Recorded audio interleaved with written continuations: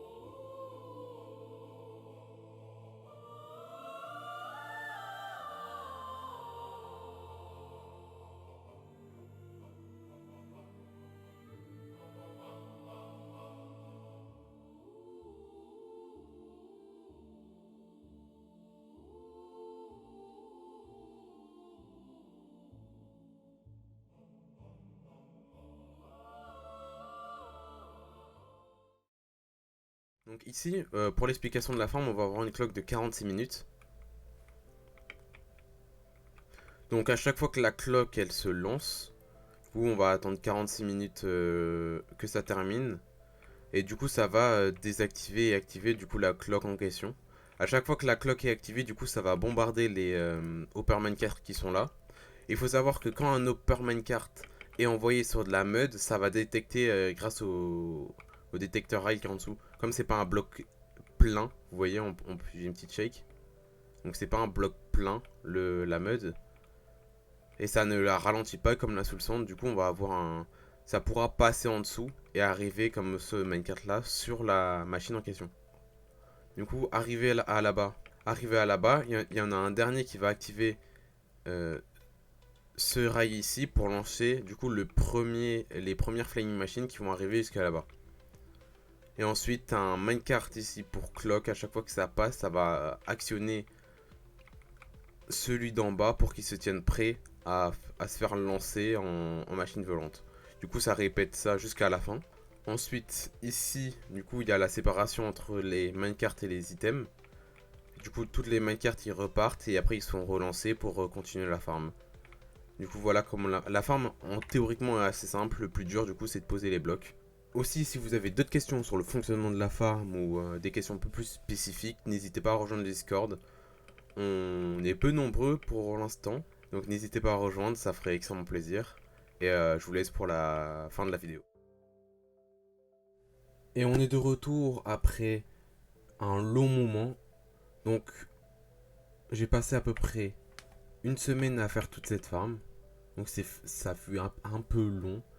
C'est pour ça que j'ai pas sorti de vidéo de plus. Cette farm du coup a été créée par Jayzin. On est sur une ferme qui produit 200 000 par heure. Et du coup, avec cette farm, vous aurez à peu près 2 millions, 2 millions facilement en une journée, voire deux. Donc, pas besoin d'avoir plus. Je pense qu'elle elle est parfaite pour une utilisation un peu modérée. Comme ça, on a pu craft environ. Bon, j'ai craft pour temporairement 100 000 fusées. Donc, on en aura. Je vais essayer d'en craft 1 million grâce à cette farm. Du coup, elle est vraiment pratique pour ça. En tout cas, j'espère que la vidéo t'a plu. N'hésite pas à t'abonner, lâcher un pouce bleu, rejoindre le Discord, ça fait toujours plaisir. Et moi, je te dis à la prochaine pour la Whisk Abuse.